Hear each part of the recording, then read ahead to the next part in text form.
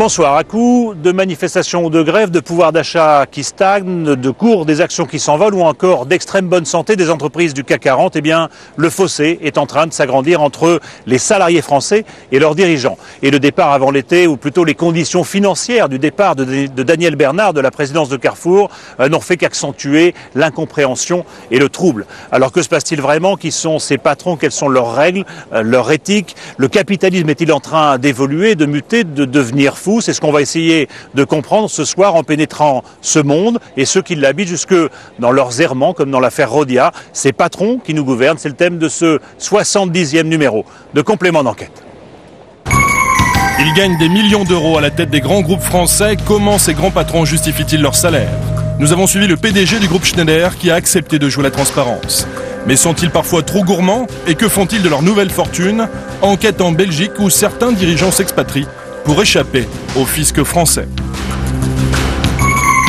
L'affaire Rhodia, c'est une enquête exclusive en 2 parties ce soir sur le mal mystérieux qui ronge cette multinationale. Pourquoi l'action s'est-elle effondrée? Que s'est-il passé au conseil d'administration de ce grand groupe chimique?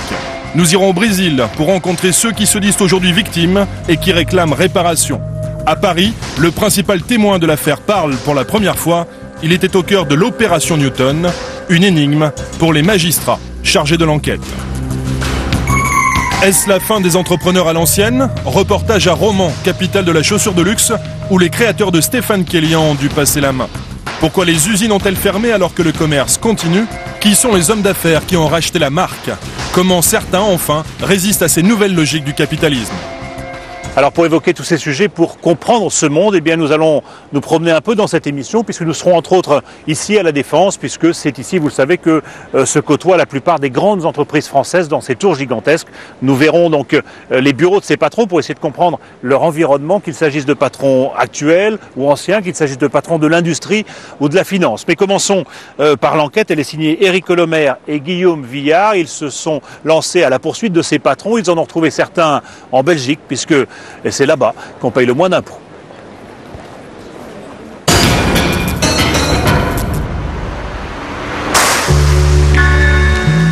Jean de Kerkhove et Sophie Beljon sont des agents immobiliers comblés. Depuis quelques années, leur agence réalise de très belles ventes à Bruxelles. De superbes villas, des hôtels de maître, très recherchés par une nouvelle clientèle. Nous sommes spécialisés dans les demeures d'une certaine qualité et c'est par cette spécialisation-là que nous avons attiré les Français.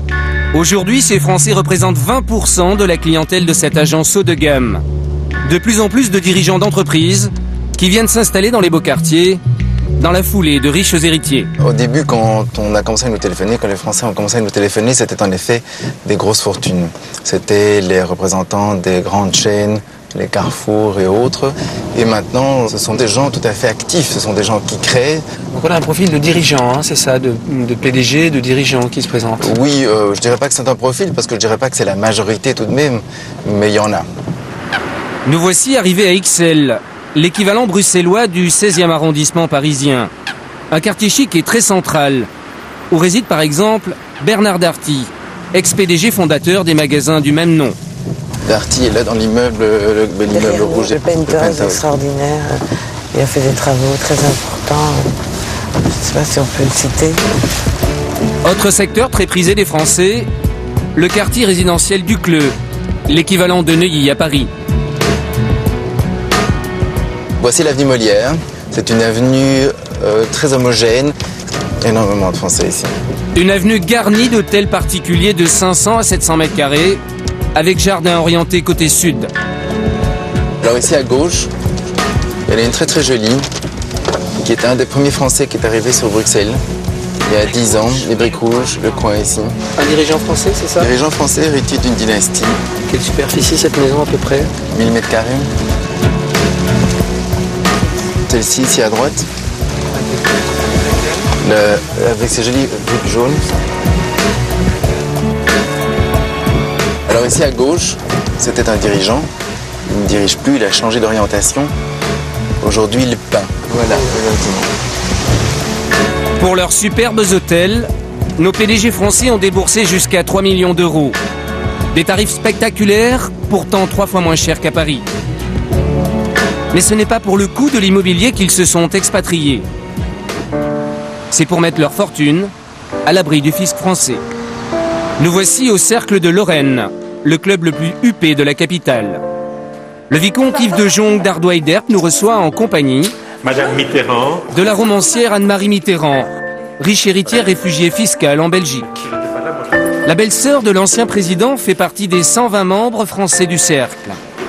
Parmi eux, Bernard Darty ou Gérard Mestralet, PDG de Suez Lyonnaise des Eaux. dans ce cercle de Lorraine ici, vous retrouvez souvent la crème de l'intelligentsia française. Mais il ne faut pas croire qu'il n'y a que des milliardaires qui veulent cacher leur argent. C'est pas ça du tout. Il y en a qui ont marre de payer des impôts, l'impôt sur la fortune, tout simplement. Il y en a qui ont marre de payer des impôts sur les plus-values, ce qui n'existe pas non plus en Belgique. Et donc, qu'est-ce que vous voulez quand ils ont une vie aussi agréable ici, à 1h20 de Paris? Parce qu'il y en a des tas qui, le matin, prennent le Thalys, vont travailler à Paris, reviennent le soir. C'est une vie fabuleuse ici à Bruxelles pour eux. Donc, En 6 ans, 10 000 Français se seraient installés en Belgique pour échapper à l'impôt sur la fortune, la plus-value ou les droits de succession. Parmi eux, des PDG, mais aussi des directeurs généraux ou des membres de directoire. Cette nouvelle attitude, comme l'explosion de leur salaire, provoque de la colère en France. Aujourd'hui, nos dirigeants sont perçus comme des privilégiés. 10, 20, 30 millions d'euros, Jaffré, Messier, Landau, les salaires et les prétentions de nos PDG sur le départ paraissent disproportionnés. Dernière affaire en date, le ticket de sortie du PDG de Carrefour, Daniel Bernard. 29 millions d'euros pour sa retraite chapeau et 9 de plus pour sa clause de non-concurrence. D'un côté, une avalanche de millions, de l'autre, un pouvoir d'achat bloqué. Pour les salariés français, l'injustice est devenue flagrante.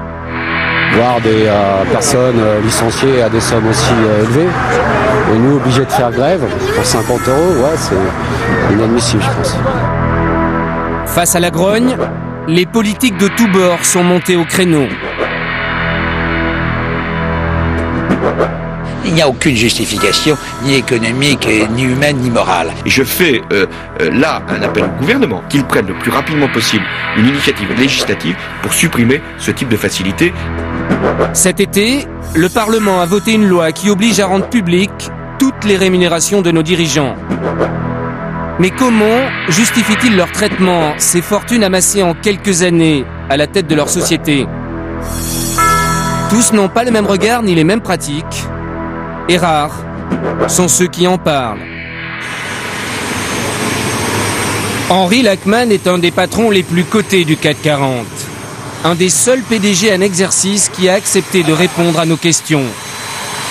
Ce matin, le président de Schneider Electric, le leader mondial de l'électricité, se rend à Lyon avec ses collaborateurs. En France, ce président surbooké voyage le plus souvent en jet privé. Aujourd'hui, Henri Lachmann doit passer quelques heures en province avant de rejoindre l'aéroport de Roissy en région parisienne. Direction le Portugal, en fin d'après-midi. Le petit Falcon qui conduit Henri Lachmann à son prochain rendez-vous est donc une sorte de taxi privé, disponible à la demande. C'est un avion que nous affrétons ou que j'affrète chaque fois que c'est utile ou indispensable. C'est surtout une question de gain de temps. Pour passer 3 heures à Lyon, il vaut mieux passer 2 heures dans un avion que 4 heures dans le TGV. Et comme mon prochain rendez-vous est à Roissy, j'ai pris l'avion. Mais l'avion privé est une commodité. Il se trouve que c'est une commodité luxueuse, mais c'est une commodité. Autre commodité, en 2004, Henri Lachmann a perçu 2 200 000 euros. Un salaire colossal de 183 000 euros par mois, à la hauteur, selon lui, de ses responsabilités. Vous pouvez remercier qui quand même qui est là? Je dirige un groupe de 85 000 personnes. J'ai la responsabilité quelque part de 85 000 personnes de leur foyer et de leurs dépenses. Et je le sais que j'ai cette responsabilité. Si vous voulez. C'est plus une responsabilité qui me pèse qu'une responsabilité qui me donne le nirvana. Mais j'ai la responsabilité aussi de l'argent des actionnaires. Les actionnaires ont investi une quinzaine de milliards d'euros dans l'entreprise. Bon, quelque part, cette responsabilité, si elle est bien assumée, ça se rémunère. Des responsabilités, mais aussi des égards. À Lyon, Henri Lachmann est reçu avec autant d'attention que le ministre délégué à l'emploi qu'il vient de rejoindre. Mesdames, Messieurs, si vous voulez bien prendre place, s'il vous plaît. Le président Lachmann siège au centre de la tribune. Il est ici en mission spéciale à la demande du gouvernement pour promouvoir l'apprentissage. Monsieur le président Lachmann.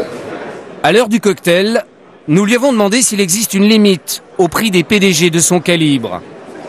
Pour Henri Lachmann, le critère moral, c'est un salaire essentiellement variable, lié à ses résultats. Personnellement, je suis très favorable à une grosse rémunération variable, mais variable jusqu'à 0. Par exemple, en 2004, votre part variable, qui est d'1,3 million €, j'ai regardé ça sur le bilan financier il y a quelques jours, est plus importante que votre part fixe. Mais en 2001, elle était 0. À l'affaire Legrand, c'était 0. Et j'ai trouvé ça tout à fait normal. En 2001, son groupe a investi dans l'achat de la société Legrand et les bénéfices ont fondu. Henri Lachmann n'a pas touché son salaire variable, il a juste perçu son fixe. 800 000 € pour l'année, 3 fois moins par exemple que l'an passé. Pour comprendre comment les salaires de nos PDG sont fixés, nous avons pris rendez-vous avenue Foch à Paris. Ce cabinet d'avocats d'affaires supervise les contrats des dirigeants de Schneider, mais aussi d'une dizaine de sociétés du CAC 40. Pour Maître Tchekhov, les salaires des PDG français n'ont fait que s'aligner sur ceux de leurs concurrents étrangers.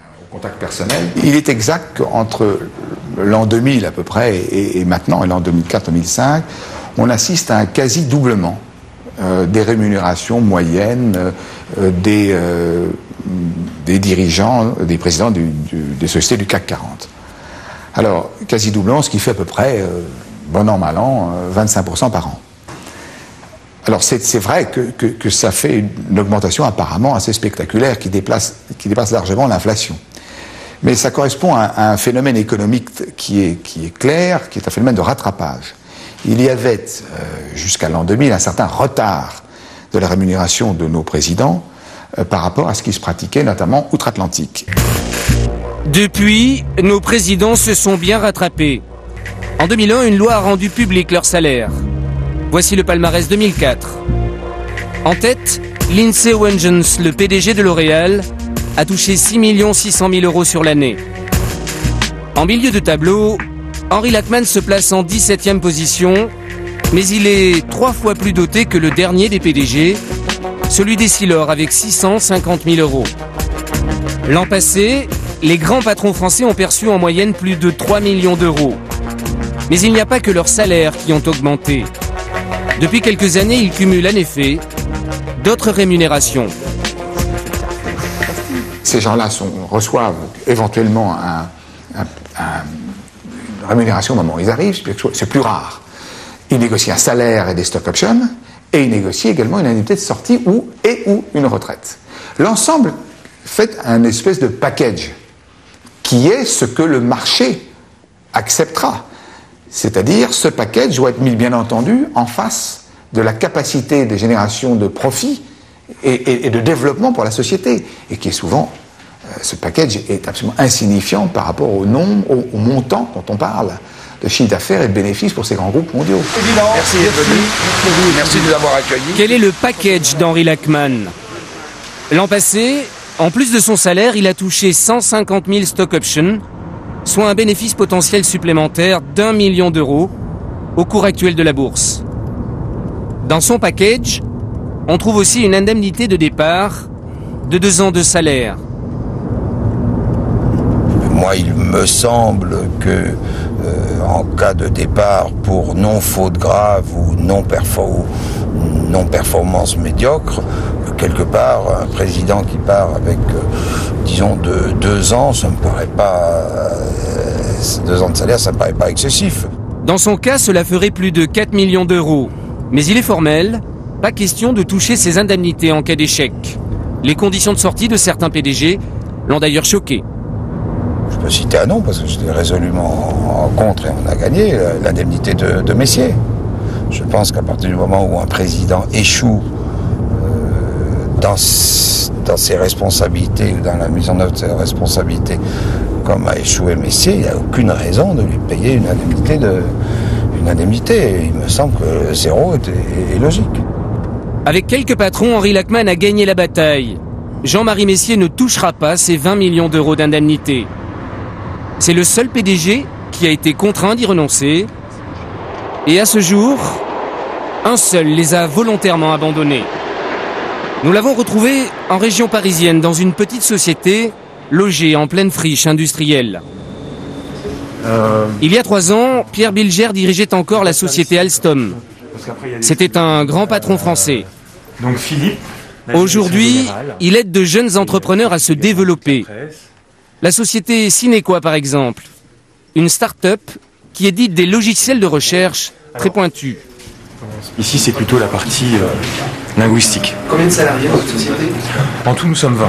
On est loin, très loin de la taille de l'entreprise que vous dirigez il y a à peine 3 ans. Effectivement, à l'époque, il y avait 110 000 employés à Alstom que je dirigeais. Et c'est d'autant plus fascinant pour moi de pouvoir m'intéresser à des projets d'une taille totalement différente, mais qui sont l'avenir. Le PDG de cette jeune société gagne 80 000 euros par an, 50 fois moins que le chèque auquel Pierre Bilger a renoncé fin 2003. Après son départ, Alstom s'est retrouvé au bord de la faillite. 5 000 emplois ont été supprimés. Il a rendu ses 4 millions d'euros d'indemnité. Dans ce contexte, il m'était personnellement devenu insupportable d'apparaître, je dirais, comme un objet ou un motif de scandale essentiellement pour mes anciens collaborateurs, les salariés d'Alstom. Et c'est pour cela que j'ai pris cette décision, en quelque sorte pour l'honneur, comme je l'ai dit à l'époque, parce que je considérais que face à toutes ces difficultés que rencontrait l'entreprise, il était convenable que je renonce à cette indemnité. À la fin de son mandat, Pierre Bilger percevait un salaire de 890 000 euros par an, un des plus bas du CAC 40. Mais cette somme lui paraissait déjà énorme pour un PDG. Je suis tout à fait partisan de payer extrêmement convenablement les gens qui assument ces responsabilités, mais pour autant, ce ne sont pas des entrepreneurs qui risquent leur patrimoine personnel ou qui ont apporté une innovation fantastique qui a créé de la valeur. Bon, que les gens qui ont créé Google ou que des gens comme Jean et ses associés qui risquent finalement tout leur patrimoine personnel, que cela soit récompensé le moment venu si tout ça réussit, c'est légitime. Bon. Ceux qui ont été salariés, qui ont été bien rémunérés comme salariés des entreprises, sont devenus PDG. Ils n'ont pas changé de nature subitement parce qu'ils sont devenus PDG. Il faut arrêter là. Aujourd'hui, parmi ses anciens collègues PDG, Pierre Bilger n'a pas que des amis. Beaucoup n'ont pas apprécié qu'il remette en cause des avantages acquis. Mais dans le monde feutré de la finance, d'autres dénoncent aujourd'hui ses excès. Édouard Tétrault conseille plusieurs grands patrons français. Cela n'empêche pas ce spécialiste en stratégie financière de critiquer ses dirigeants qui font fortune, même en cas d'échec. Prenez Vintis, Rhodia, Péchinet, Elf, Vivendi, et là c'est tous les dirigeants d'entreprise dont les conseils d'administration leur ont accordé, alors que leur entreprise s'est fait soit racheter par plus petit que soit n'a pas atteint ses objectifs opérationnels, soit chute boursière et économique, donc plutôt des échecs. En moyenne, les conseils d'administration accordaient une quinzaine de millions d'euros à ces dirigeants qui n'avaient visiblement pas réussi leur mission. Avec ce type de...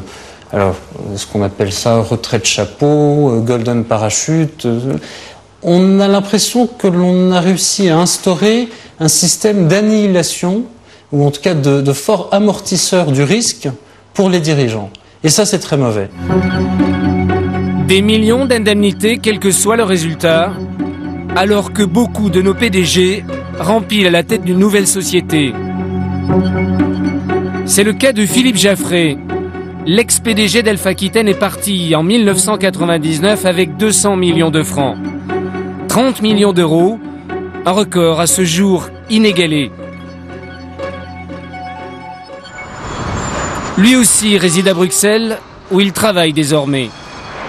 Il s'est acheté une belle demeure dans le quartier le plus résidentiel de la capitale belge. C'était il y a 4 ans, et pour les associés de l'agence immobilière Le Lion, une vente exceptionnelle. Cette demeure, la voici. Une villa art déco unique en son genre, un chef-d'œuvre paru dans les magazines et entièrement rénové par son nouveau propriétaire.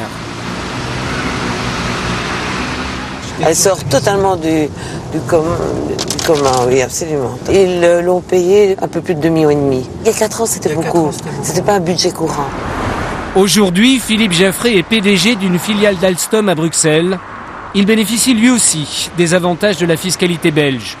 Rien d'illégal à cela, mais les salariés n'ont pas fini de s'interroger sur le destin doré de nos PDG. Voici pour cette belle enquête d'Éric Colomer et de Guillaume Villard. Et nous sommes ici avec vous, Henri Lachmann. Vous êtes le PDG de Schneider Electric. On est ici au siège. La direction générale. La direction générale du groupe, à Rueil-Malmaison. Merci, dans votre bureau. Merci de nous recevoir. C'est pas tous les jours que les patrons acceptent comme ça de recevoir la télévision, de participer à des reportages comme vous l'avez fait, de parler d'eux et de leur rémunération. Ça reste un peu tabou quand même comme question chez vous. Je pense que nous avons tort de nous culpabiliser sur les problèmes d'argent. En général, il y a des exceptions, mais je crois qu'on a tort de se culpabiliser là-dessus, donc qu'on en parle ouvertement. Alors, on va donner quelques petites informations, si vous voulez bien, pour compléter le reportage qu'on vient de voir, sur ces fameuses rémunérations des patrons. Alors, il faut savoir que en moyenne, en 2004, le salaire moyen des patrons français, des patrons du fameux CAC 40, a été de 2,200 millions d'euros par an. C'est un salaire qui a doublé en 4 ans, alors que le salaire des moyens des Français, dans le même temps, lui, augmenté de 2%. Les stock options, il faut les rajouter à ça, parce qu'en fait, le salaire ne représente qu'une petite partie des rémunérations des patrons. Les fameux stock options représentent en France 70% des rémunérations, contre par exemple 22% en Angleterre. Et puis un mot sur ces fameuses retraites, chapeau, indemnité, etc. On a beaucoup parlé du cas Jaffré. Eh bien, donc il était parti avec 30 millions d'euros à l'époque en indemnité. Et puis Daniel Bernard, dont on a beaucoup parlé aussi, l'ancien patron de Carrefour, quand il est parti, lui c'était avec 9,8 millions d'euros d'indemnité et une provision sur une retraite chapeau de 29 millions d'euros. Ça nous fait 38 millions d'euros. Rapporté au SMIC, ça fait 2514 années de SMIC. Est-ce qu'il y a quelque chose qui peut justifier qu'un individu se voit comme ça remettre d'une certaine façon, même si c'est différé dans le temps, 2514 années de SMIC? Bon, je ne pense pas qu'il y ait un jugement moral à porter. Bon, premièrement, il faut bien voir que il faut déduire de la rémunération brute la fiscalité qui, en France, est totalement confiscatoire.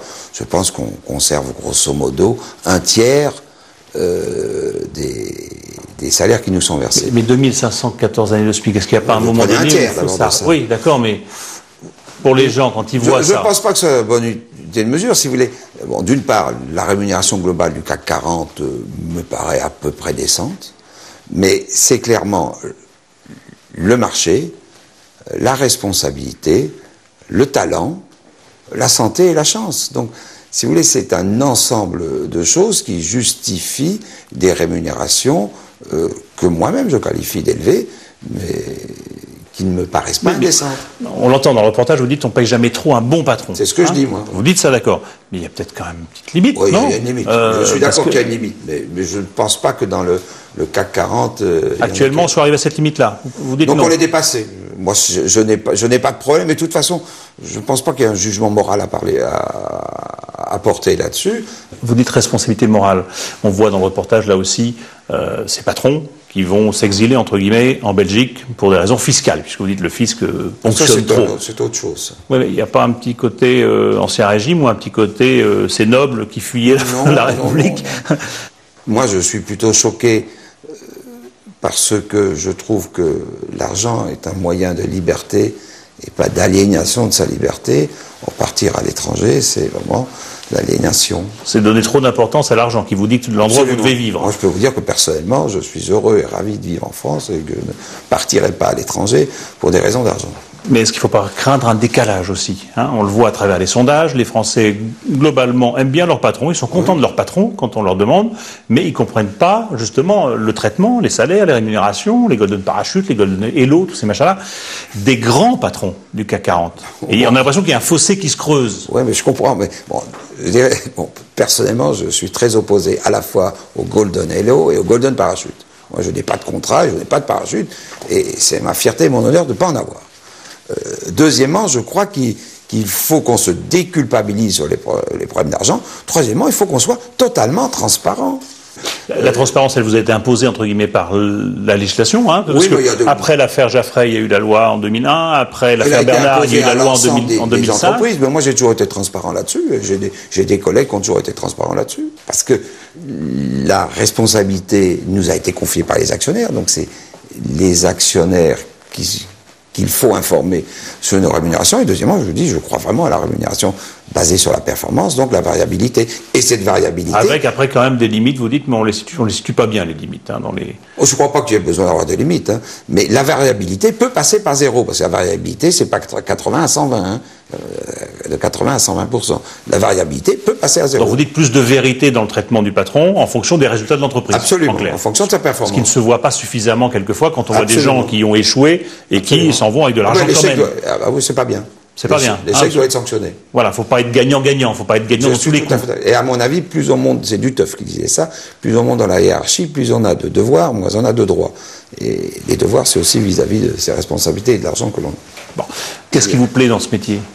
Ce qui me plaît dans ce métier, c'est de diriger des hommes. C'est pas le pouvoir, hein. C'est la responsabilité, c'est le développement des hommes et des femmes de l'entreprise. De voir évoluer des gens, de voir évoluer de faire société, évoluer des gens, de contribuer à leur réussite, de faire en sorte qu'ils apportent satisfaction aux clients, le plaisir de diriger une équipe, d'être le capitaine d'une équipe. Bon, on va continuer avec une autre affaire qui a fait beaucoup de parler d'elle. Je ne sais pas si vous avez entendu parler de cette affaire, j'imagine, c'est l'affaire Rhodia. Vous l'avez suivi un petit peu à travers par la presse, mais je ne sais pas si vous avez raison de dire continuer. Moi, j'ai aucune légitimité pour parler de Rhodia. Alors, voyons le reportage.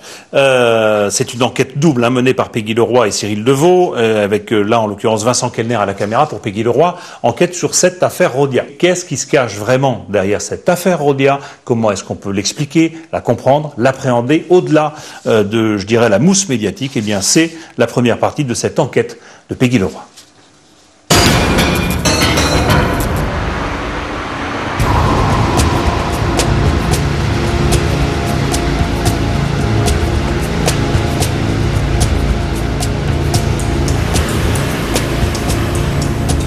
Collonges au Mont d'Or, à une dizaine de kilomètres de Lyon.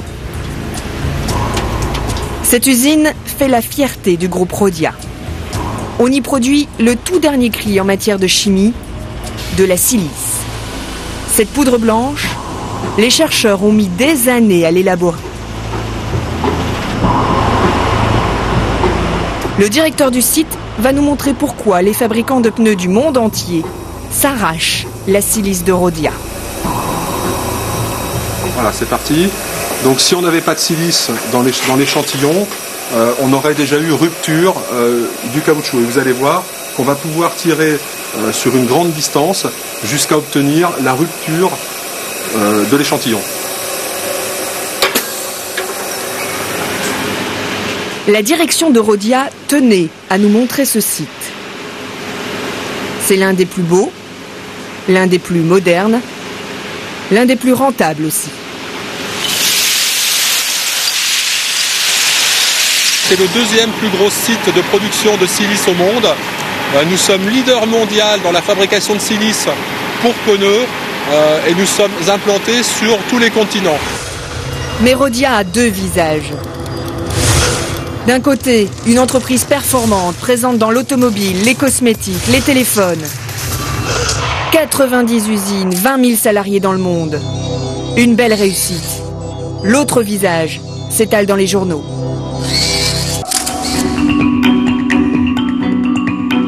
Rhodia, c'est aussi un énorme fiasco financier. Une dette colossale, 2,5 milliards d'euros.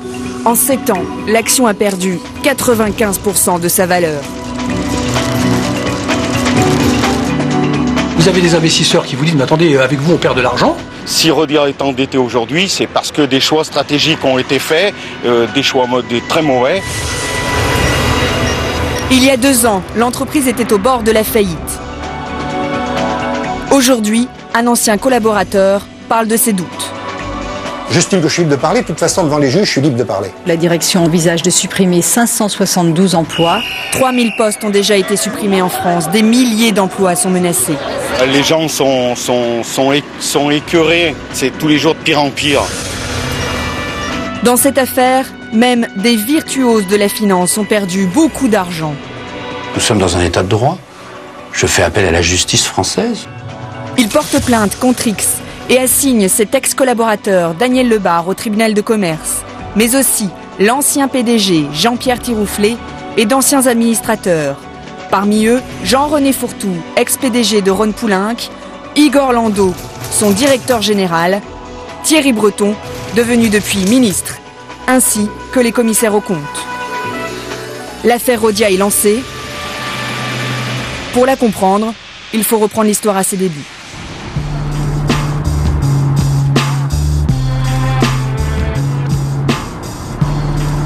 Tout commence ici, entre Lyon et Grenoble, dans ce qu'on appelle le couloir de la chimie.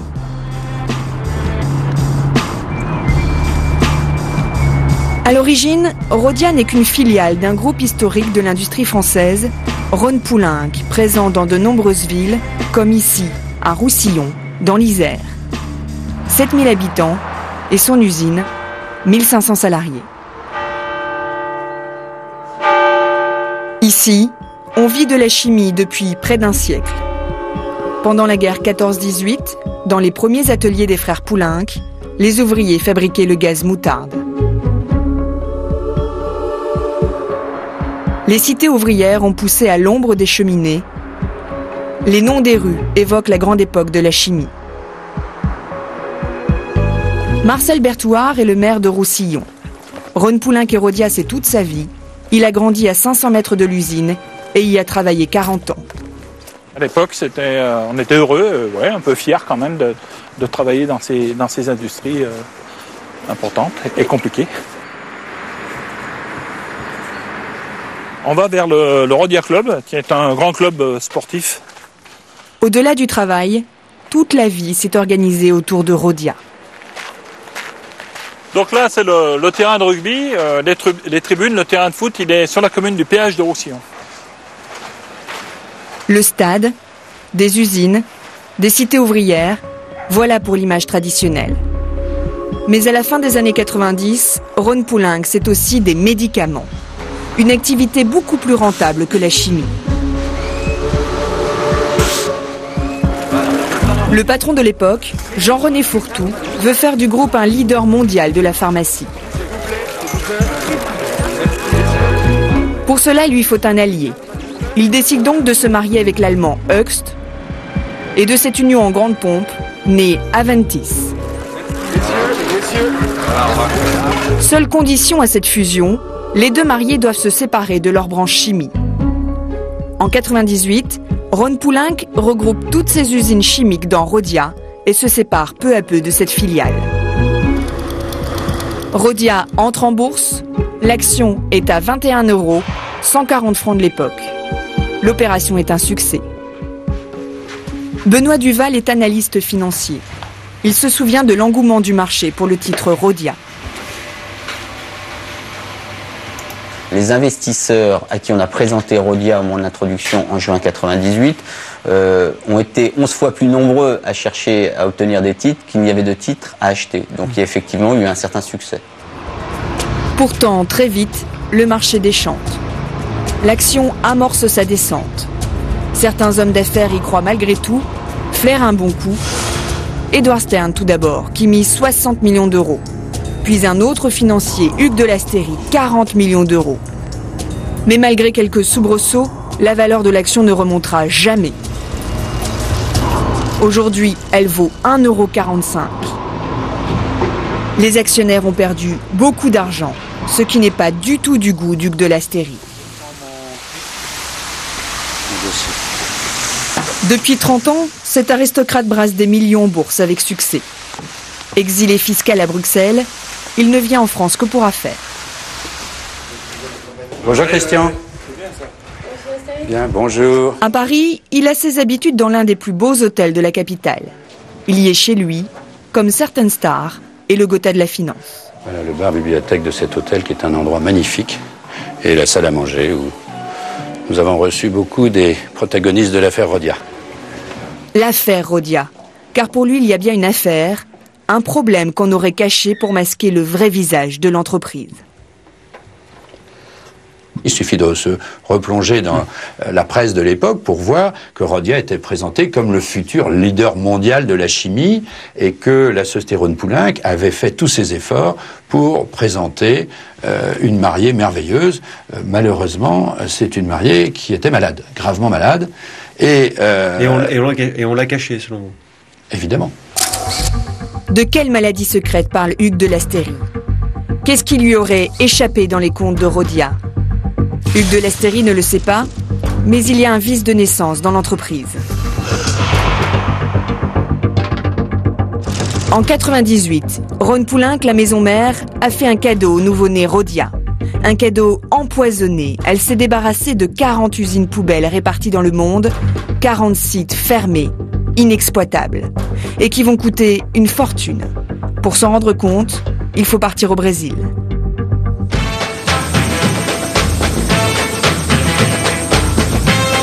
Dans cette région proche de Sao Paulo, pas de plage paradisiaque. Mais à perte de vue, des dizaines de complexes industriels et chimiques.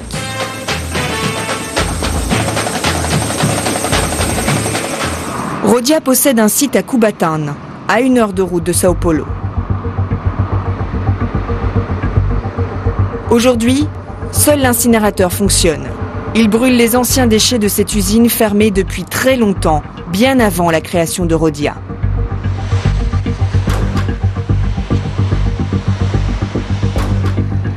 João Guimarães et Refer Branco connaissent l'endroit par cœur. Depuis 12 ans, ce professeur de chimie et cet ancien salarié accumulent des preuves contre l'usine et ses dégâts faits à l'environnement. Voici le fleuve Perequê. Plus loin, il y a le fleuve Cubatão. Ces deux fleuves sont contaminés par les déchets Rhodia. Ces déchets ont été déposés près de la route. La pollution s'est infiltrée dans le sol, elle a atteint les nappes phréatiques, et puis ensuite elle a contaminé le fleuve. Et puis c'est arrivé jusque-là. Ces déchets portent un nom, le HCB, un résidu cancérigène. Aujourd'hui, toute la région en est polluée. Comment en est-on arrivé là? Walter Cirillo dirige Rhodia Brésil. Il vient souvent inspecter la décontamination de ce site fantôme. Le gouvernement brésilien l'a fait fermer en 1993. À cette époque, le propriétaire s'appelait encore Rhône-Poulenc. Il a été condamné à dépolluer.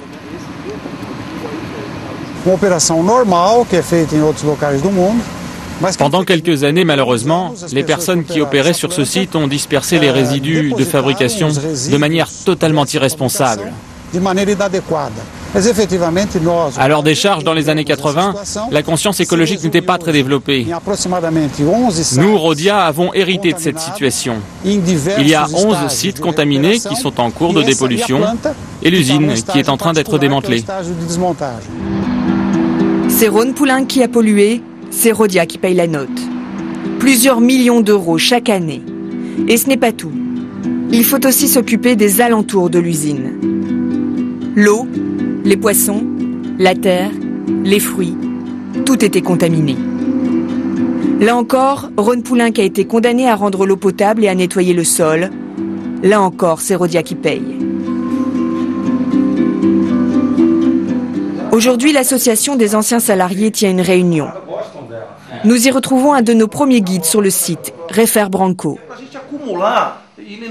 Lui et ses collègues en veulent beaucoup à leur ex-employeur. Tous les gens que vous voyez ici ont une séquelle due à leur exposition aux produits. Je transportais les déchets toxiques, le HCB, jusqu'à l'incinérateur. Depuis ce temps, j'ai un kyste au foie et un autre sur les reins. La justice a reconnu la responsabilité de leur employeur. Depuis 1995, 76 ex-salariés touchent un salaire à vie et sont suivis médicalement. Tout est réglé par Rhodia, 1 300 000 € par an. Et aujourd'hui, d'autres anciens salariés se manifestent et réclament à leur tour. Ça fait 25 ans que je suis malade et Rhodia n'a jamais rien payé, même pas un comprimé. Regardez, j'ai de l'acné sur les jambes. Regardez ça. J'en ai aussi sur la gorge. Tu peux faire une photo? J'ai aussi perdu toutes mes dents. J'ai tout perdu, toutes mes dents.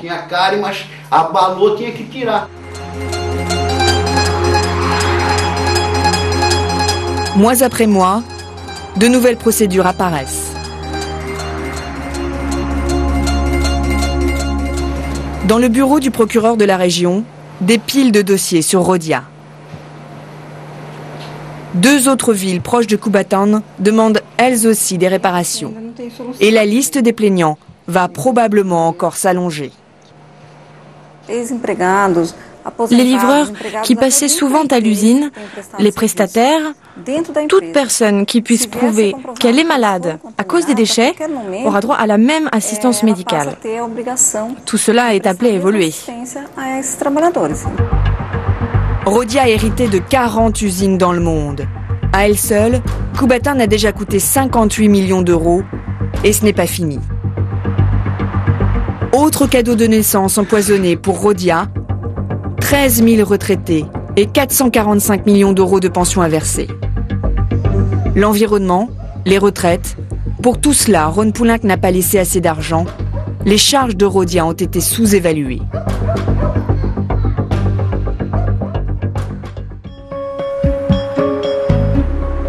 Voilà ce qui plombe la société. Résultat, la dette de Rhodia atteint vite 3 milliards d'euros. Les créanciers, les actionnaires s'agitent. La crise de la chimie donne le coup de grâce. En octobre 2003, le PDG, Jean-Pierre Tirouflet, est renvoyé.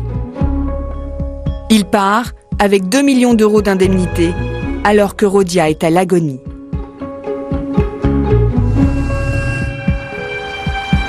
Au siège, une nouvelle équipe arrive aux commandes. Elle ne peut que constater l'ampleur du désastre.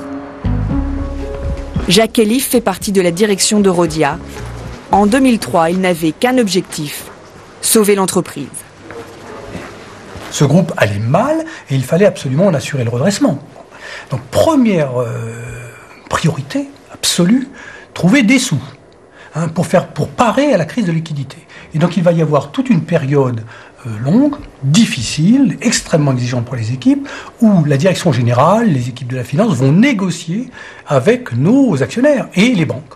Et il va falloir trouver un accord, et il va être trouvé avec 23 banques, et croyez-moi, ça n'a pas été une promenade de santé. Rhodia obtient un répit, mais n'a vraiment plus les moyens de payer la dépollution et les retraites de Ron Poulenc. Aujourd'hui, elle présente la facture à son ancienne maison mère, 570 millions d'euros, et elle veut des garanties en cas de dépenses supplémentaires. Manifestement, ces passifs ont été insuffisamment bien évalués. C'est la seule chose que je peux constater. Mais c'est un défaut d'évaluation Oui, je pense que c'est un défaut d'évaluation. Vous pensez qu'ils se sont trompés? Oui, je pense qu'il y a une erreur qui a été faite dans l'évaluation de ces passifs. Mais ils se sont trompés beaucoup quand même. De beaucoup. Pas assez d'argent dans les caisses, un lourd passif à régler. La nouvelle direction admet les erreurs du passé. Hugues de Lastérie, lui, va plus loin. Ron Poulenc aurait sciemment minimisé les charges de Rhodia pour mieux la revendre. Ça m'est arrivé, depuis 30 ans que j'investis en bourse, j'ai fait des erreurs. Et j'ai perdu, mais j'ai jamais été faire de procès à personne. Mais là, et vous avez qu'à voir ce que disent les dirigeants de Rhodia, je ne me suis pas trompé. Et au nom de quoi je n'aurais pas le droit d'aller réclamer mon dû à la justice? Identifié aujourd'hui. Il réclame 130 millions d'euros de dommages et intérêts et il a également porté plainte au pénal. Loin de Paris, retour à Roussillon. Les salariés de l'usine assistent en spectateurs à ce combat de millionnaires. Ils savent que leur entreprise est en sursis et qu'ils ne peuvent rien y faire. C'est choquant parce que c'est une entreprise qui aurait pu bien fonctionner, bien marcher. Bon, c'est du gaspillage d'argent. C'est les financiers qui tiennent les rênes. Nous travaillons, on n'a aucun levier là-dessus. Donc on dépend entièrement des financiers, ça c'est clair. Les patrons n'ont jamais fait véritablement de cadeaux aux salariés. Mais à une époque, on a connu des patrons qui avaient le souci de l'industrie. Or aujourd'hui, c'est plus le cas. Ce n'est plus des industriels, ce sont des financiers qui ont qu'un souci, c'est faire le plus de pognon possible par tous les moyens.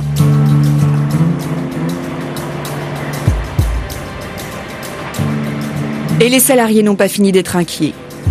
La bataille financière et judiciaire ne fait que commencer. Elle promet d'être impitoyable.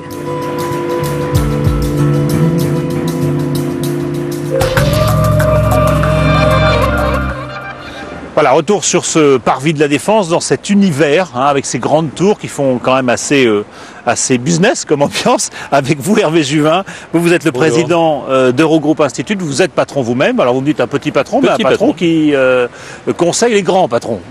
Une réaction d'abord à ce reportage, à ce premier volet de l'enquête de Peggy Leroy et Cyril Devaux, sachant qu'on va voir après l'autre volet qui lui concerne plus les suspicions ou les accusations de fraude que lance de l'Astérique contre les anciens patrons de Rhône-Poulenc et de Rhodia. Ce que vous avez montré dans ce reportage, c'est tout simplement le changement de règles du jeu qui est en train de s'imposer à toute l'industrie et partout dans le monde. Nulle part dans le monde, vous ne pouvez plus avoir une activité industrielle sans qu'on vous demande des comptes pour l'eau, pour l'air, pour la terre, pour tout ce que vous utilisez de manière gratuite. C'était inépuisable, il n'y avait pas à compter. Et bien maintenant, ça s'épuise, ça devient rare, et il va falloir payer pour ça. Voilà, c'est le drame de Rhodia. Pour les passifs environnementaux, c'est ça, c'est le drame de Rhodia. Mais aussi pour les activités à venir. Aussi pour les activités à venir. On change complètement l'exercice économique des activités industrielles. L'exemple de Rhodia est frappant. La justice déterminera ce que les dirigeants savaient ou ce qu'ils ne savaient pas. C'est la question, parce qu'on se dit, qu'est-ce qu'ils savaient vraiment de ce qui... pas de réponse sur ce que savaient vraiment les dirigeants de Rhône-Poulenc il y a quelques années. Sur ces risques-là. Sur ces risques-là, et surtout sur le côté absolument intolérable pour les opinions publiques qu'une quelconque activité économique porte atteinte au corps humain. Ça devient absolument intolérable de voir ces travailleurs qui ont ici des kystes, là des maladies de la peau, etc., dues à des maladies professionnelles. Donc ces risques-là qui étaient pour partie provisionnés d'ailleurs par Rhône-Poulenc quand ils ont créé Rhodia, il était manifestement insuffisamment, tout à fait. C'est ce que l'histoire a montré, mais parce que les risques aussi ont grimpé. Et la justice le dira. D'accord, mais sur cette façon de diriger ces entreprises et sur les patrons qui s'en occupent, là on voit des Goufflet qui, quand même, devant ce fiasco, il est parti avec des indemnités. Vous me disiez en préparant l'émission qu'il y a quelque chose de pourri dans le capitalisme aujourd'hui. Alors, quelque chose de pourri, comme vous y allez, 2 ou 3 points posent évidemment question. Le premier, ce sont les actionnaires qui ont pour charge de contrôler la rémunération des dirigeants. Je ne suis pas sûr que les actionnaires aient les moyens de bien remplir cette mission ou cette fonction, et en particulier il y a à s'interroger sur le fonctionnement réel de ce que l'on appelle les comités des rémunérations et les comités des comptes. Est-ce que oui ou non la rémunération des dirigeants est sous le contrôle des actionnaires qui sont les seuls légitimes pour la contrôler? D'accord. Malgré les nouvelles lois qui ont été prises en 2001, en 2005 avec Thierry Breton, etc. Nous n'en sommes peut-être qu'au début, mais je constate qu'aujourd'hui, beaucoup de comités des rémunérations fonctionnent d'une manière, disons, extrêmement consensuelle et ne permettent pas réellement aux actionnaires de contreminer la rémunération des dirigeants. C'est aussi la consanguinité du capitalisme français aussi dans les conseils d'administration. C'est aussi la consanguinité qui fait qu'on se retrouve entre soi et chez soi, avec un aspect tout à fait particulier de la maladie du capitalisme français, qui est le fait que vous, hauts fonctionnaires, gardez la sécurité de votre corps d'origine, mais vous venez prendre le pognon du privé. Et ça, c'est un mélange exécrable des gens. Ça veut dire que des gens qui, effectivement, sont de la fonction publique, ont fait les grandes écoles, les grands corps de l'État viennent à être patrons de boîtes privées. Deviennent patrons de boîtes privées sans renoncer à leur corps. Donc, ils sont de passage dans l'entreprise, mais ils empochent les bénéfices du secteur privé. Et là, on a quelque chose qui est assez détestable. Il n'y a plus vraiment de risque de leur part, c'est ça ? Ils ne portent pas vraiment le risque de l'entreprise. Ils sont de passage dans l'entreprise. Et là, on a un mélange des genres qui m'apparaît exécrable et nous n'en sommes pas au bout. Parce qu'on voit bien, dans Rhodia, comme dans combien d'établissements bancaires, comme dans combien des affaires qui ont défrayé la chronique récemment, qu'il s'agisse du Crédit Lyonnais, qu'il s'agisse de Palasterne, qu'il s'agisse de combien d'autres faillites retentissantes qui ont coûté très cher à la collectivité, nous sommes dans le mélange des genres entre le public et le privé. Et ça me paraît absolument intolérable. Et vous dites avec peu de responsabilité, des dirigeants en fait. Notamment quand vous appartenez à un corps qui va vous reprendre dès que ça sera mal passé dans votre entreprise. Et notamment, on l'a vu aussi dans le premier reportage, en inventant les retraites dorées, les parachutes de toutes sortes, etc. Ça veut dire que... Alors là, vous êtes peut-être sur un phénomène récent et lui aussi est dangereux. En 15 ans, la durée moyenne pendant laquelle le dirigeant d'une entreprise privée a son mandat et remplit ses fonctions a été divisée par 2 en Europe. On est passé en gros de 10 ans à 4 ans et demi. Et cela, ça pose question. Le dirigeant qui accède aux plus hautes fonctions, il sait qu'il est sur un siège éjectable. Ses actionnaires, les fonds d'investissement, les fonds de pension lui demandent de délivrer de la valeur. Et il va être jugé dès 6 mois, dès 1 an, est-ce que tu as bien rempli le contrat? Sinon, il est sur un siège éjectable. Donc il faut quoi? Et donc il va être sur la défensive. Donc sa première préoccupation... Il faut qu'il rentre de l'argent très vite. Il faut qu'il affiche des résultats très vite. Il faut qu'il affiche des résultats très vite, mais à titre personnel, il faut qu'il ait négocié un contrat dans lequel, avant même d'être assis dans son fauteuil, il soit déjà assuré une fortune au cas où il est viré. Avant d'être rentré, il pense à la sortie avant d'être rentré. Là, on a une déviation du capitalisme. En dehors de tout résultat, quel que soit ce que j'aurais produit pour l'entreprise, je m'assure ma retraite, je m'assure, etc. Alors, et là, on a visiblement une déviation du capitalisme. Et vous, dans ces déviations-là, vous me disiez aussi qu'il y a une perte de contact des patrons d'aujourd'hui avec la réalité sociale de leur entreprise, avec le terrain. J'ai vu dans votre reportage quelques plaques, m'a-t-il semblé, d'immatriculation belge. Beaucoup des dirigeants de nos entreprises aujourd'hui sont en train de devenir des expatriés de l'intérieur. C'est ce qu'on a vu dans le premier reportage. Ils vivent sur des territoires où ils vivent dans un pays qui ne les aime plus, ou qui ne les aime pas, qui ne les respecte pas beaucoup, et avec lequel eux-mêmes ont de moins en moins de liens. Un patron me racontait ça de manière très amusante. Il me disait, vous savez, dans les années 80, c'est vrai que j'avais une plus belle voiture et une plus belle maison. Mais je vivais dans la même ville qu'eux, dans les mêmes quartiers qu'eux, que mes salariés, que les cadres de mon entreprise, et on se comparait. J'étais un peu mieux. C'était la plus belle maison du village et la plus grosse voiture du village. Aujourd'hui, mes homologues, ils comparent leur jet privé et leur tour à Manhattan ou à la Défense. Et les cadres de référence ont complètement explosé.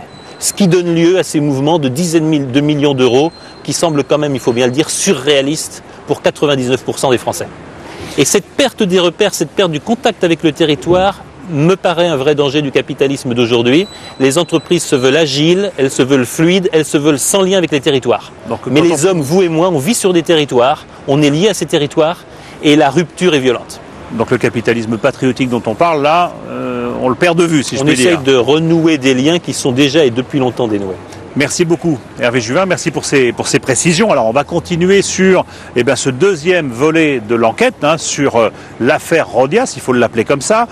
Donc on a vu avec le premier volet, avec Peggy Leroy, que Ron Poulenc, en créant Rhodia, avait manifestement sous-estimé le passif environnemental, sous-estimé aussi peut-être les retraites qu'il y aurait à payer. Hugues de Lasteyrie, le plaignant principal dans cette affaire, estime que ce n'était pas une erreur, mais que c'était une faute. Alors, reste à le prouver, bien sûr, c'est le sujet de l'enquête, mais il veut, lui, le montrer à travers un exemple qui s'appelle l'affaire Newton. Qu'est-ce que cette affaire Newton? C'est un titre de polar et pourtant, c'est une histoire financière. Le récit, c'est Cyril Deveau et Madi Diawara.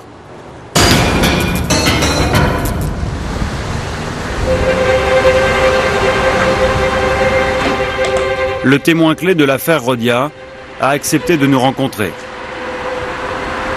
Il habite en Belgique, dans une banlieue cossue de Bruxelles. Bon soyez les bienvenus, venez, suivez-moi. Il s'appelle Daniel Lebar, il a 65 ans. En 1999, il a travaillé quelques mois pour le compte de Rhodia. À cette époque, il a été mêlé à une opération financière complexe, l'opération Newton. Depuis 6 ans, Daniel Lebar rassemble des documents pour reconstituer cette opération Newton. Bon, vous vouliez voir, voilà les documents Rhodia, c'est ça. Les documents Ron Poulenc et Rhodia, c'est que public. Et tout ceci, c'est vraiment, si on veut commencer à comprendre, dans le labyrinthe, il faut avoir tout ça. C'est un puzzle, en quelque sorte?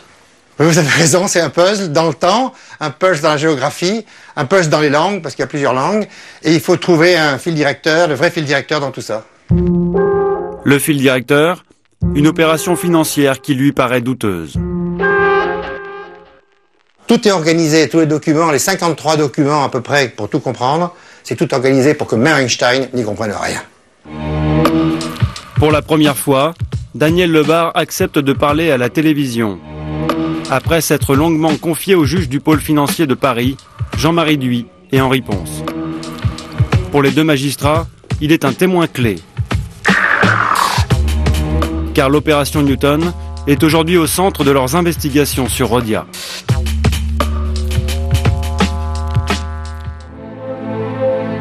Tout commence au siège de Rhodia en 1999. Le PDG, Jean-Pierre Tirouflet, réunit les 11 membres de son conseil d'administration. En majorité des cadres de la maison mère Rhône-Poulenc, dont son PDG Jean-René Fourtou.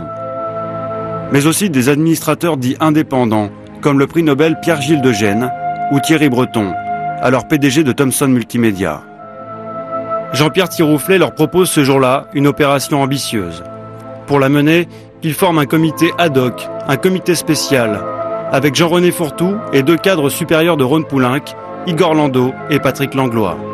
Cette opération ambitieuse, c'est le rachat d'Albright & Wilson, le numéro 1 mondial des phosphates. À ses yeux, l'un des joyaux de l'industrie chimique anglaise, mais un joyau convoité. Rhodia va devoir débourser 1 milliard d'euros pour l'acquérir, environ le tiers de sa propre valeur boursière. Encore confidentielle, l'opération est baptisée Newton. Pour des raisons comptables, Rhodia ne peut pas payer tout de suite. Jean-Pierre Tirouflet fait donc appel à un intermédiaire, un ancien de Rhône-Poulenc, devenu industriel en Autriche, Alain de Krasny. C'est lui qui achète Albright & Wilson pour le compte de Rhodia. Dans un an, Rhodia lui rachètera au même prix. L'opération est validée par le conseil d'administration et les autorités boursières. Jean-Pierre Tirouflet recrute aussi un PDG pour Albright & Wilson. C'est Daniel Lebar. Bon ben par ici, voilà, venez. Patron itinérant depuis des années, il est séduit par le projet. Ben voilà, c'est là que ça s'est passé.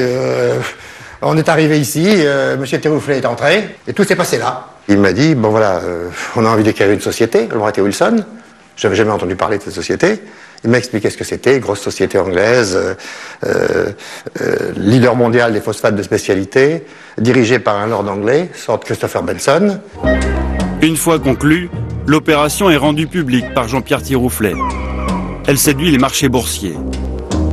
L'action Rhodia, qui avait perdu la moitié de sa valeur, est soudain dopée. Plus de 73% en quelques mois. Pendant ce temps-là, Daniel Lebar s'installe dans son fauteuil de PDG d'Albright & Wilson et se plonge dans les comptes. Il se demande si l'entreprise anglaise est bien la bonne affaire que l'on vante aux actionnaires.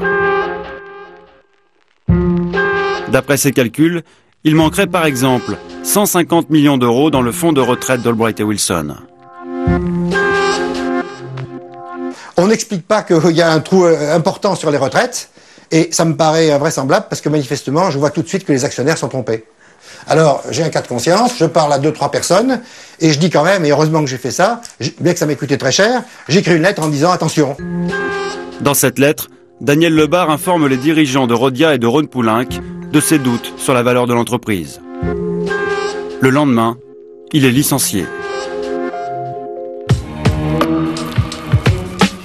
Pourquoi Daniel Lebar a-t-il été débarqué? Réponse d'Alain de Krasny.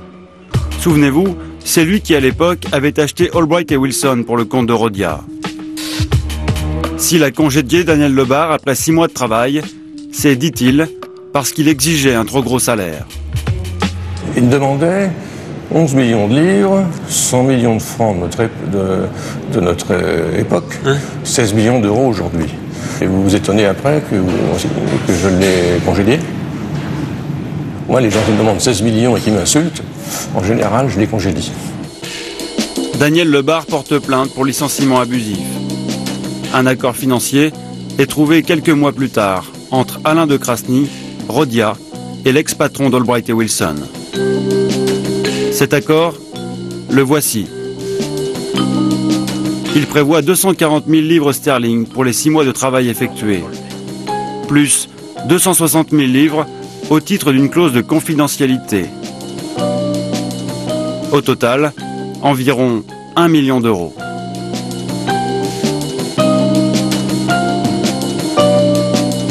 Fin 99, Daniel Lebar a donc quitté Albright et Wilson. L'action Rhodia est revenue au plus haut, environ 20 euros. La maison mère, Rhône-Poulenc, se sépare alors définitivement de sa filiale en vendant ses parts en bourse.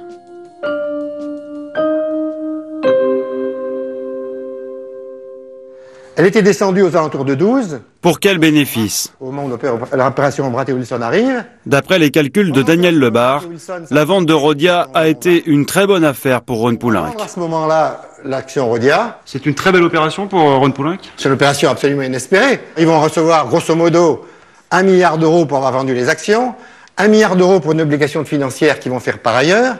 Ils vont récupérer un compte courant environ de 1 milliard d'euros et ils vont reprendre 2 milliards. Au total, selon ses propres calculs, 5,5 milliards d'euros. Au total, il y a un transfert de 5,5 milliards d'euros à ce moment-là. C'est-à-dire 35 milliards de francs de l'époque. Quelques semaines plus tard, le français Rhône-Poulenc et l'allemand Hoechst peuvent enfin célébrer leur mariage et créer Aventis, géant mondial de la pharmacie. L'un et l'autre se sont séparés de leur filiale chimie. Rhodia se retrouve donc seule. 3 mois plus tard, elle rachète comme convenu Albright et Wilson à Alain de Krasny. La société anglaise apparaît désormais dans ses comptes au prix exact de 925 millions d'euros. C'est le début des ennuis pour Rhodia. Des ennuis qui vont prendre le visage du banquier Edward Stern, qui investit plus de 60 millions d'euros dans l'affaire, et du financier Hugues de Lasteyrie, 40 millions d'euros. Il nous raconte comment, à l'époque, on lui vante les belles perspectives du groupe, études stratégiques à l'appui. On m'a remis ce document à cette réunion.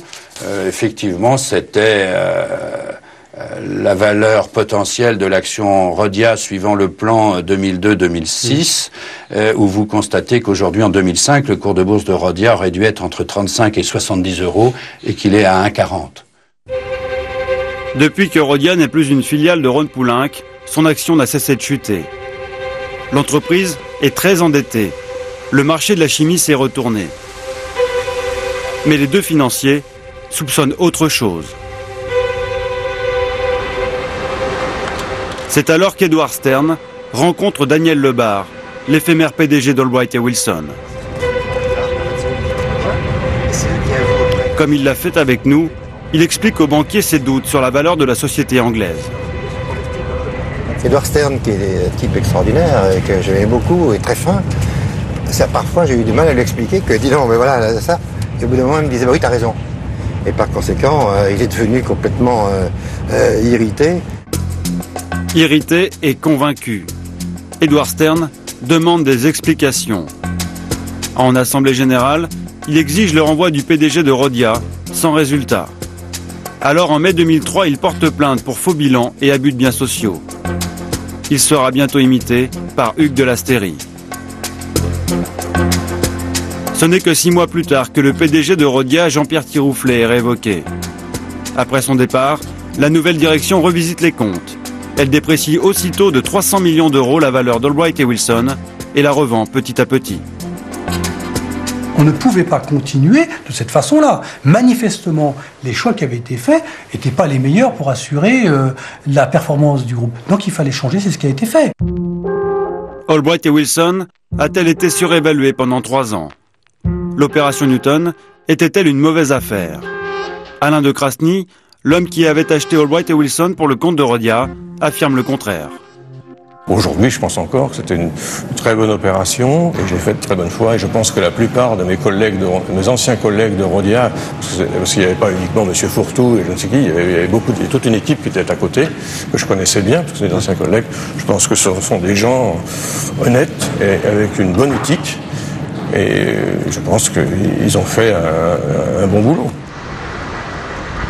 La justice enquête sur les comptes de Rhodia, tout comme l'AMF, le gendarme de la bourse. Daniel Lebar est alors appelé à témoigner devant l'autorité des marchés financiers.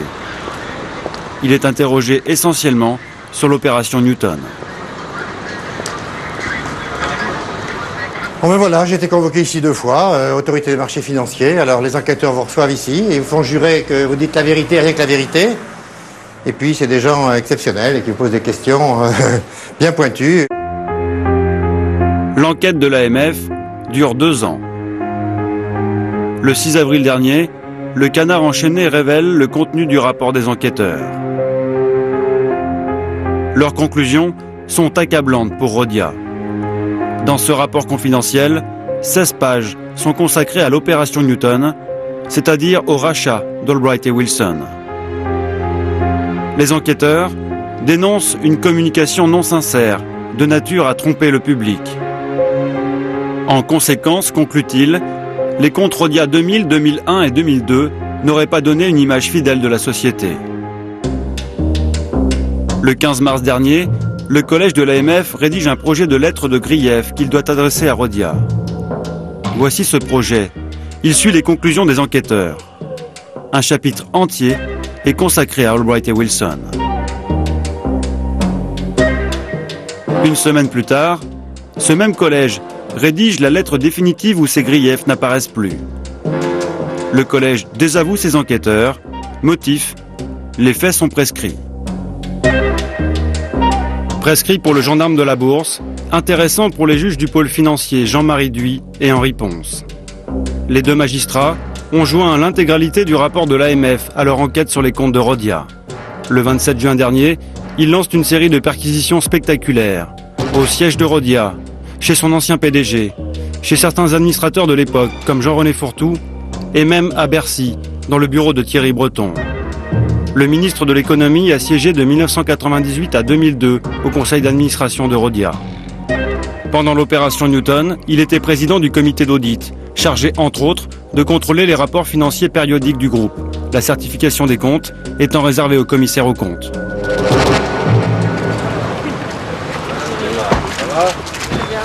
Le lendemain de cette perquisition, le ministre affiche sa sérénité. Ce jour-là, il participe à un forum sur l'Europe. Merci. C'est quand même que j'ai mon discours, ça. Malgré l'empressement des journalistes, pas question de s'exprimer sur l'affaire. Monsieur Breton, est-ce qu'il y a une affaire Breton après l'affaire Rhodia? On va, s'il vous plaît, c'est la question de la pratique. Sa réponse, Thierry Breton la livre dans les journaux et sur Europe 1, où il dénonce une manipulation. Alors qu'est-ce qu'on va chercher, Thierry Breton? Ah, c'est vrai qu'à l'époque, j'étais un petit administrateur. Et puis 4 ans après, je suis devenu ministre. Alors par un coup de baguette magique, hop, je suis devenu l'affaire Rhodia. Je suis révolté. Je suis tout simplement révolté. Le ministre rappelle que tous les comptes de Rhodia ont été certifiés par les commissaires aux comptes. Alors que savaient vraiment Thierry Breton et les autres administrateurs? Dans les procès-verbaux des conseils d'administration, on constate que le comité ad hoc fait régulièrement le point sur l'opération Newton. Réunion après réunion, le rachat d'Albright et Wilson est évoqué. Mais en connaissait-il tous les détails? Depuis la mort d'Edward Stern, le financier Hugues de Lastérie continue seul son combat judiciaire.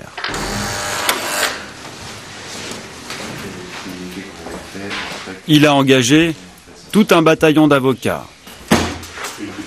Aujourd'hui, 8 procédures sont en cours dans l'affaire Rhodia. Mardi 4 ? Ouais. Moi, je serai là l'après-midi.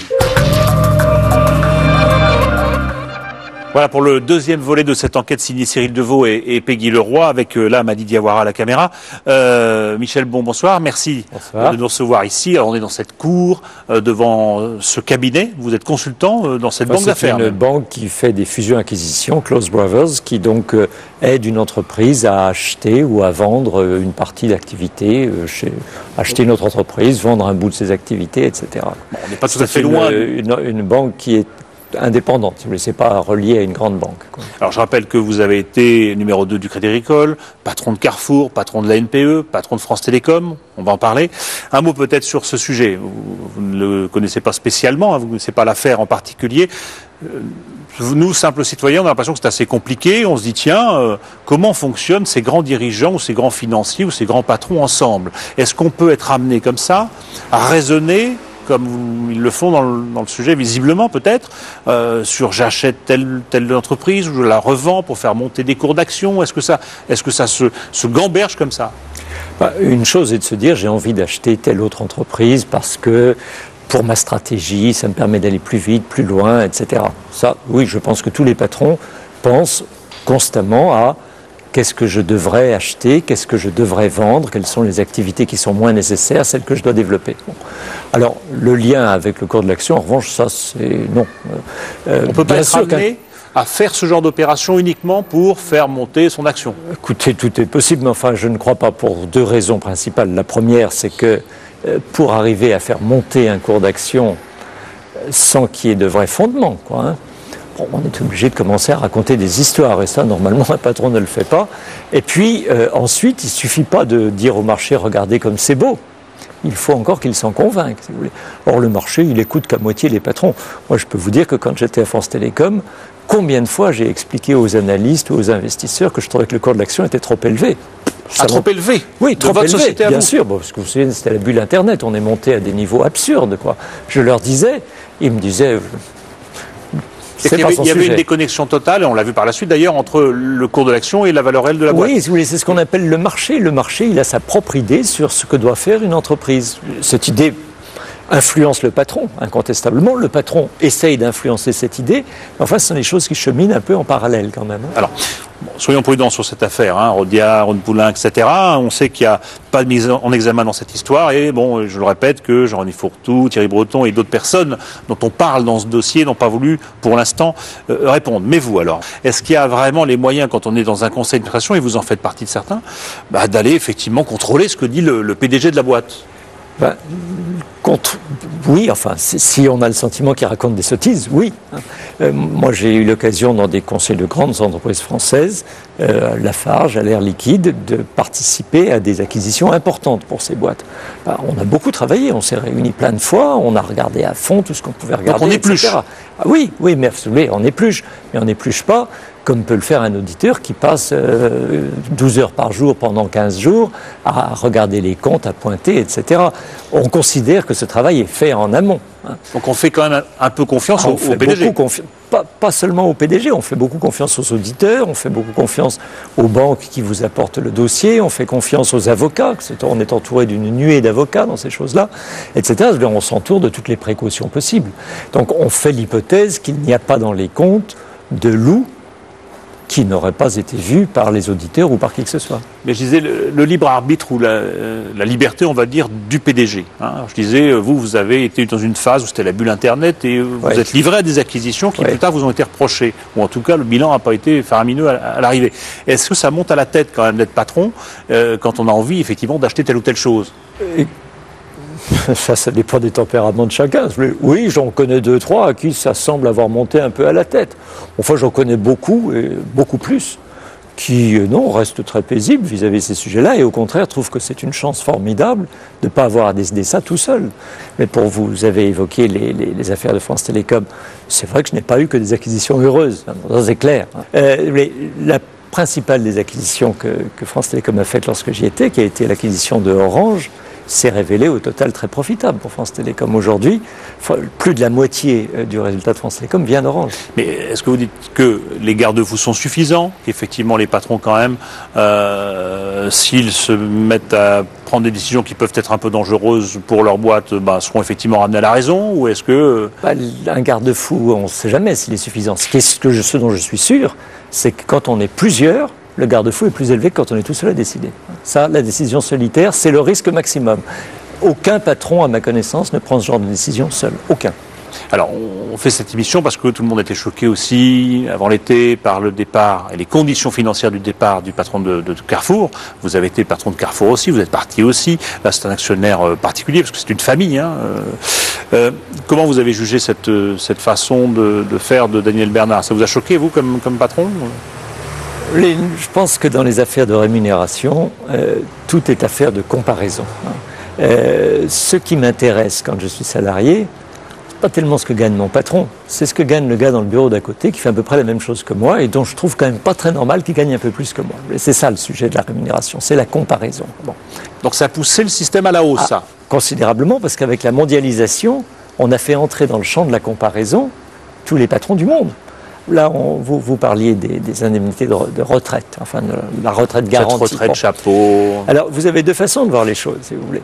Bon, je ne sais pas très bien combien il gagnait. Si j'ai bien compris, sa retraite allait représenter un peu moins de 40% de ce qu'il gagnait avant. C'est une grosse chute de salaire quand même, passer de 100 à 40, si vous voulez. La plupart des salariés, quand ils prennent leur retraite, ne passent pas de 100 à 40. Mais ils n'ont pas les mêmes salaires non plus. Oui, mais ils n'ont pas non plus peut-être les mêmes habitudes de dépenses, voyez-vous. En revanche, ça n'interdit pas peut-être quelquefois de se poser une minute et de se dire, est-ce que j'ai besoin, à la retraite, d'autant d'argent pour vivre? Ça, c'est permis. Merci. Merci pour toutes ces explications franches. Alors, on va continuer avec toujours cette réflexion sur les patrons et sur le capitalisme d'aujourd'hui.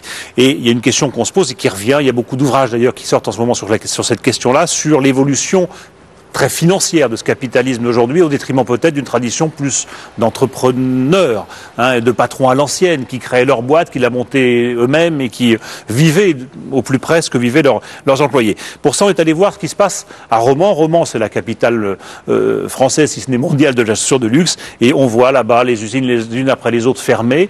Les usines, mais pas forcément leurs marques, qui peuvent être reprises par des patrons financiers. L'enquête est signée Christophe Wiedmann et Ziden Berkous.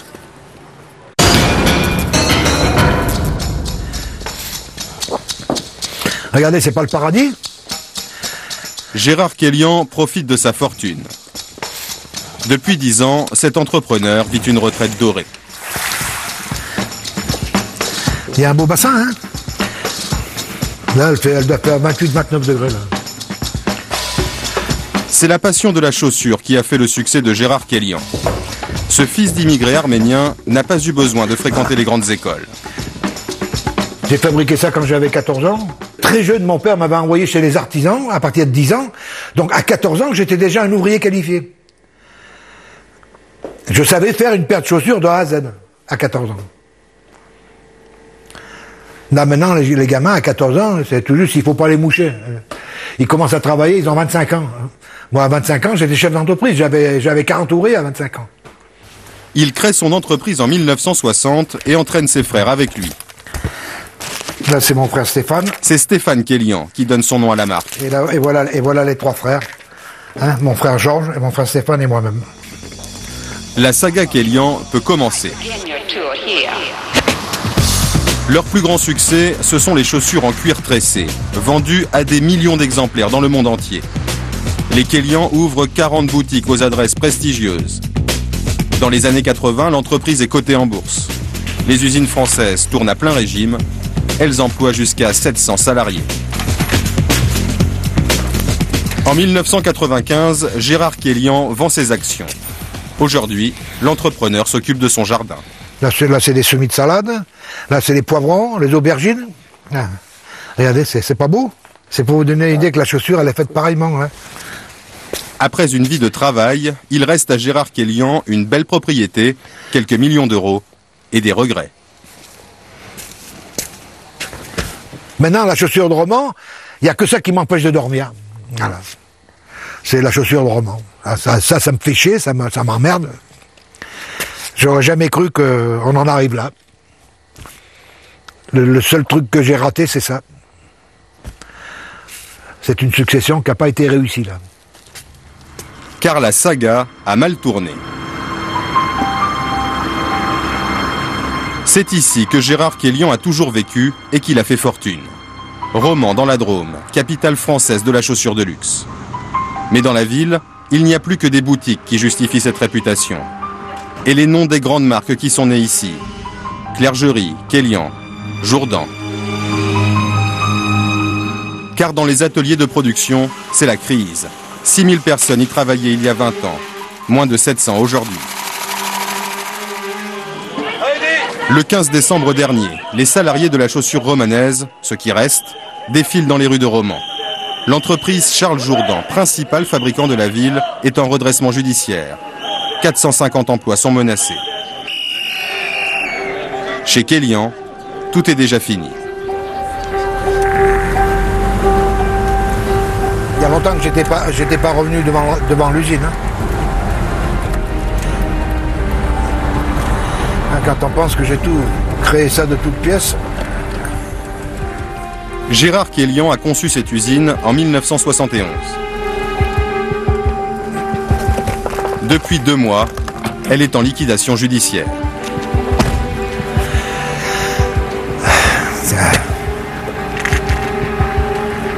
C'est quand même triste, hein?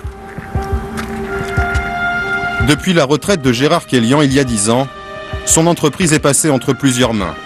Banquiers, hommes d'affaires, financiers, qui ont finalement fermé l'usine.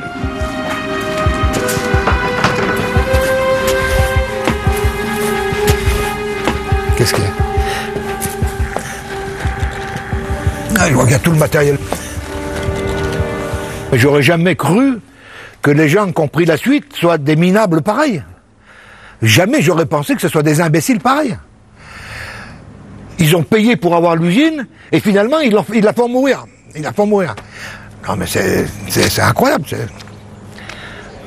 Voici le dernier PDG de l'usine, Daniel Bagot, nommé à ce poste par la société Smalto, le dernier repreneur de Kélian. Le 22 août dernier, il est accueilli par des quolibets au tribunal de commerce de Romans. Gérard Kélian est dans la salle, au milieu de ses anciens salariés. 143 personnes venues apprendre la mauvaise nouvelle.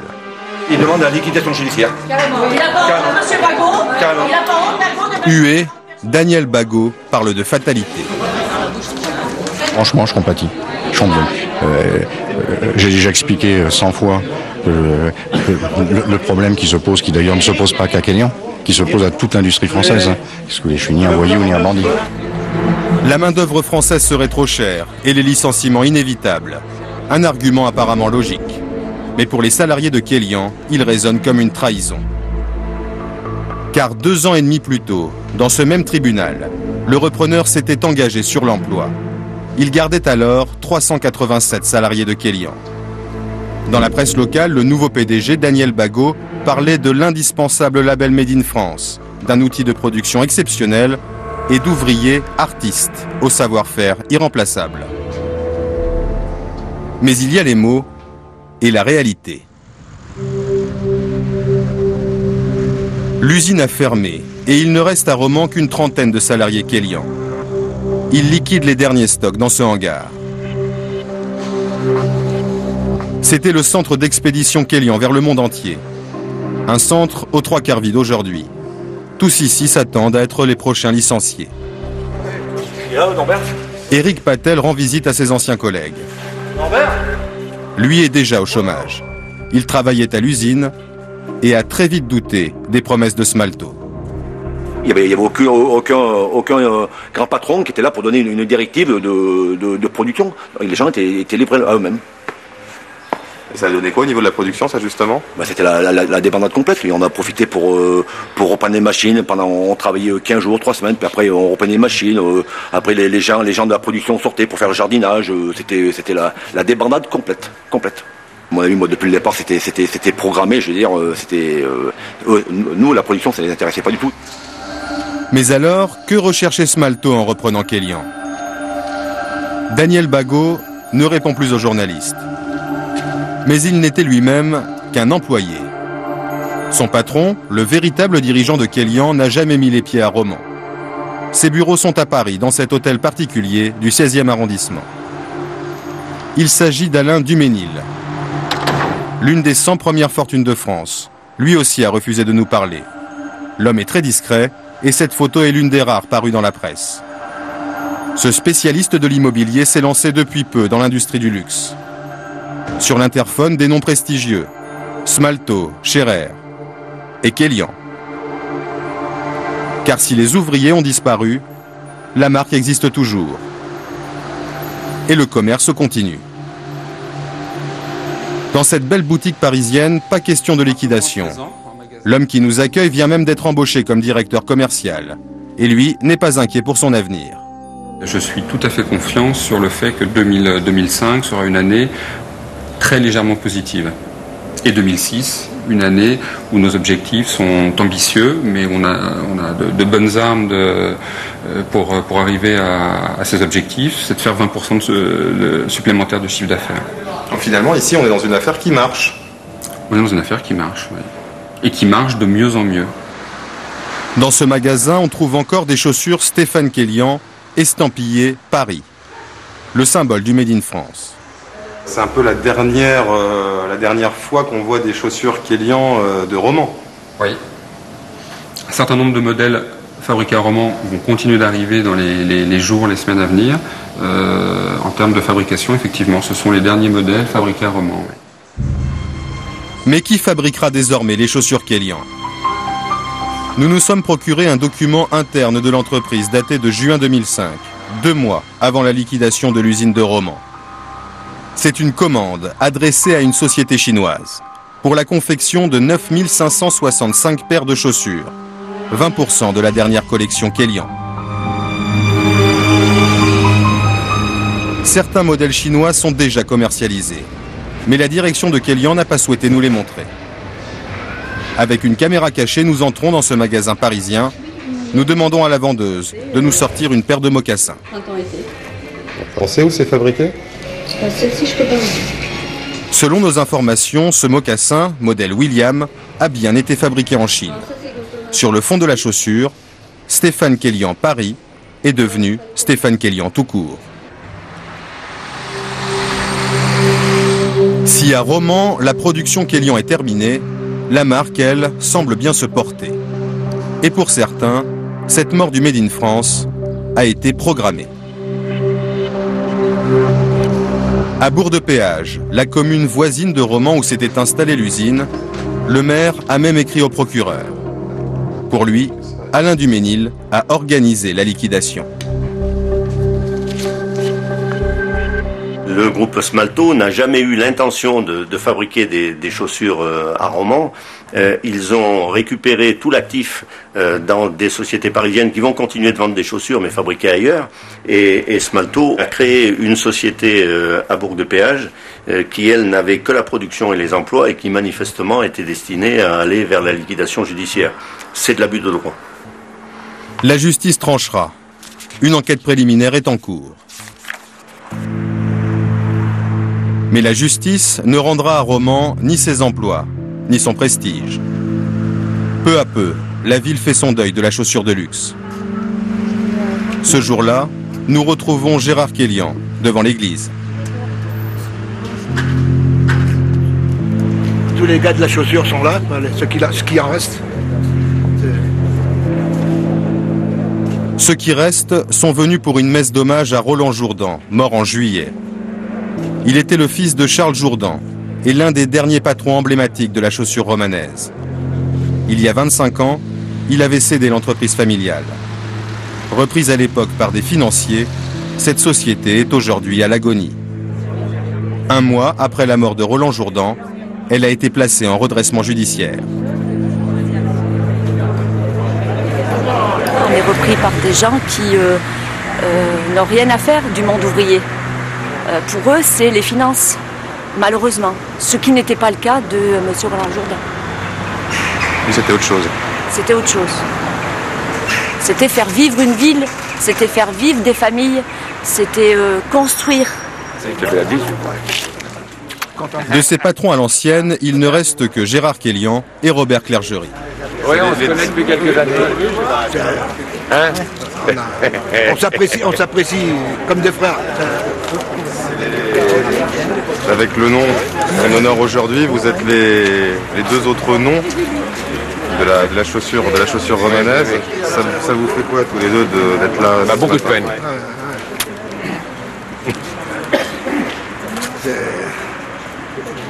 Robert Clergerie est le dernier grand nom de la chaussure romanaise, toujours en activité.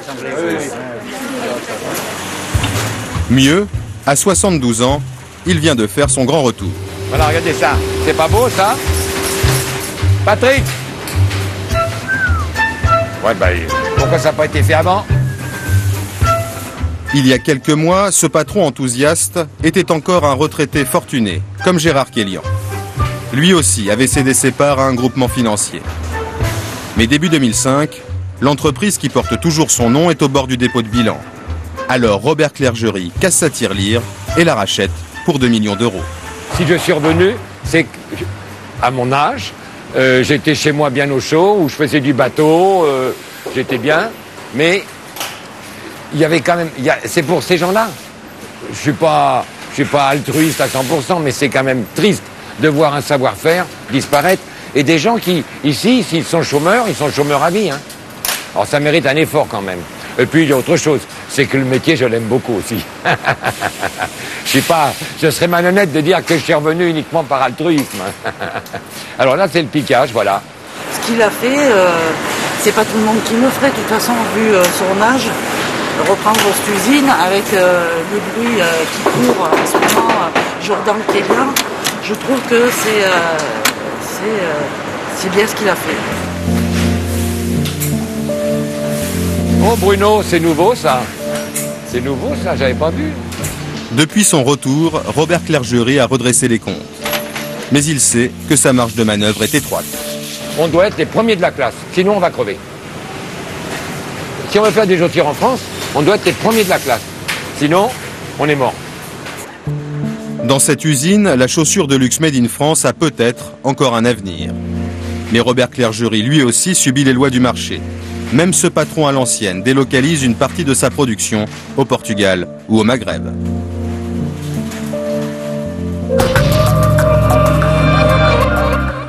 Voilà pour ce beau reportage à Romans de Christophe Wiedmann et de Zinedine Berkous. Et on est ici avec vous, Jean-Pierre Levade, dans un lieu chez un consultant, puisque maintenant vous avez été longtemps président du Crédit Lyonnais, et maintenant vous êtes consultant et banquier d'affaires. Et vous sortez ce livre qui s'appelle Le capitalisme total, et dans lequel vous faites un constat assez sombre du capitalisme tel qu'il est devenu aujourd'hui, de cette machine qui s'affole ou qui s'emballe. Alors on va en parler. Je vais juste préciser 2-3 chiffres pour compléter, si on veut, le sujet, ou en tout cas donner un petit paysage supplémentaire qu'il faut avoir en tête. Vous me direz si vous êtes d'accord avec ça. Sur les résultats des entreprises du fameux CAC 40. En 2004, leurs profits ont été records, 64,7 milliards d'euros, une augmentation de 32%. Et en 2005, eh bien, les actionnaires vont encore recevoir 5 milliards d'euros en plus. Alors bien sûr, quand on compare ça à la rigueur salariale, au problème de croissance, ça fait réfléchir.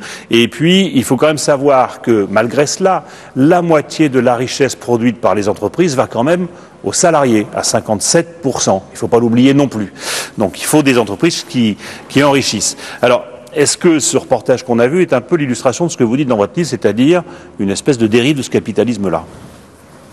Pas complètement, vous allez me dire. Pas complètement. D'abord, il ne faut pas oublier une chose, c'est que ce capitalisme-là, il fabrique de la croissance. Ouais. Il fabrique de la croissance. Celui d'aujourd'hui, encore, fabrique de la croissance. En même temps, il a un aspect préoccupant pour l'avenir et qui explique le malaise qu'on ressent chez les salariés, dans les pays développés et à Romans.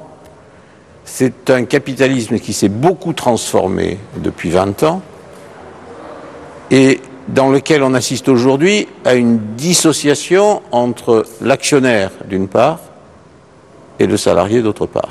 L'actionnaire est indifférent au sort du salarié. Il est indifférent à la localisation de l'entreprise. Il est indifférent à ce que fait l'entreprise. La seule chose qui l'intéresse, c'est le résultat. C'est le résultat. Donc ça veut dire qu'on peut avoir effectivement des mesures très drastiques, on peut avoir des coupes comme ça sombres, peu importe, même si on va produire ailleurs, l'essentiel c'est que ça rapporte. Exact. Et le patron là-dedans, est-ce que... Alors, il est le symbole même, si vous me permettez, il est le symbole même de cette évolution depuis 20 ans. Et je pense que c'est très intéressant de comparer le patron d'il y a 20 ou 25 ans, comme M. Gérard Kélian, ce patron à l'ancienne qui a créé sa boîte, etc., et le patron d'aujourd'hui. Il y a 25 ans, si je prends les grandes entreprises cotées, je ne prends pas les créateurs comme M. Kélian, mais vous verrez, ce n'est pas très différent. Il y a 25 ans, le patron est encore lui-même un salarié. Il est payé comme un salarié. Il est très bien payé, mais c'est un salarié. Et le rapport entre le salaire du patron et le salaire de l'employé moyen, du salarié moyen dans une entreprise, c'est raisonnable, est de l'ordre de 1 à 40. On le disait plus tôt dans l'émission, c'est encore un rapport raisonnable. C'est encore un rapport raisonnable. Et surtout, comme c'est un salarié, qu'il raisonne comme un salarié, sa préoccupation numéro 1, c'est d'assurer la pérennité de l'entreprise dans ses métiers, dans sa localisation. Le patron d'aujourd'hui, il a complètement basculé du côté de l'actionnaire. Donc, il n'est plus un salarié en termes de rémunération. Basculé, ça veut dire qu'il est devenu l'otage des actionnaires, de cette façon? Oui, le représentant des actionnaires. Il agit sous la pression. Le servant, l'intendant du domaine que l'actionnaire lui a confié. Et il faut rapporter à l'actionnaire chaque année ses dividendes ou une action qui augmente. Et sa relation fondamentale aujourd'hui, celle qui le commande, celle qui le contrôle, c'est la relation au marché financier, c'est-à-dire à l'actionnaire. Alors Eli Cohen, par exemple, qui est un économiste qui sort un livre justement, je vous montrerai tout à l'heure, lui il dit que c'est même au-delà de l'actionnaire, maintenant que l'argent n'est plus seulement en bourse, qu'il est aussi dans ses fonds de pension, dans ses capitales risqueurs, enfin, etc. Il est sur un marché où il y a des gens qui sont vraiment à l'affût de la rentabilité la plus grande et la plus immédiate du capital. Mais ces fonds de pension, ces fonds d'investissement, ce sont des structures intermédiaires qui ne font que gérer de l'argent de l'actionnariat. Donc nous sommes bien en face de manière ultime de l'actionnaire. Bon, et ça vous dites, la machine s'emballe. Et le capitalisme devient fou. Je ne dis pas qu'il devient fou, je dis simplement qu'il n'a qu'une préoccupation, une seule, qui est la rentabilité du capital. Donc, si vous voulez, je caricature, Marx est mort, le capital a gagné. Ce capital qui a gagné et qui gouverne l'ensemble du système économique mondial, il nous fabrique de la croissance aujourd'hui, forte, mais dans des conditions d'instabilité sociale, d'instabilité environnementale, d'instabilité... Le prix est de plus en plus cher. D'une certaine façon, de ce point de vue-là. Le risque. Je dis le risque est de plus en plus élevé. Est-ce que ça veut dire que vous êtes inquiet, inquiet sur les conséquences éventuelles de cette distorsion, de cette distance grandissante entre les patrons et leurs salariés? Oui, parce que ce que j'essaye d'expliquer dans ce livre, c'est que le taux de rentabilité qu'on impose aux patrons et que les patrons... Combien, les 15% 15% de retour sur fonds propres, les 15% de rentabilité minimum pour l'actionnaire, ne sont pas compatibles à long terme avec une croissance en volume de 3 ou 4% par an. Donc on est en train de fabriquer d'une certaine manière, au niveau mondial, un gigantesque déséquilibre potentiel. D'une certaine façon, les patrons seraient dopés, on leur demanderait d'être dopés dans leur rentabilité, le système est dopé. Tout le système est dopé. Il va falloir le payer à un moment donné. Le capital est dopé. Le capital dope le système. Et donc à un certain moment, il y aura un réajustement, nécessairement. Jean-Pierre Leval, merci beaucoup. Merci de toutes ces précisions. Je vais montrer quand même ces livres, parce que j'en parlais à l'instant. Il y a ce livre, cette étude d'Eli Cohen sur le nouvel âge du capitalisme qui sort ces jours-ci.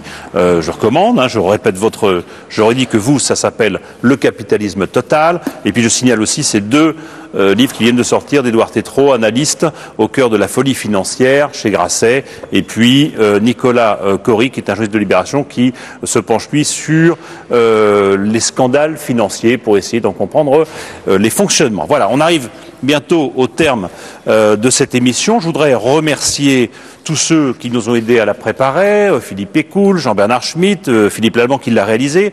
Vous dire que l'émission précédente sur la sûreté aérienne nous a amené une réaction de l'entreprise et du voyagiste Théostour. Il faut savoir qu'on a beaucoup parlé effectivement de cette colère des passagers du vol Alexander entre Héraclion et Paris qui n'avaient pas aimé, dont certains d'ailleurs avaient refusé de monter dans un appareil qu'ils n'estimaient pas sûr.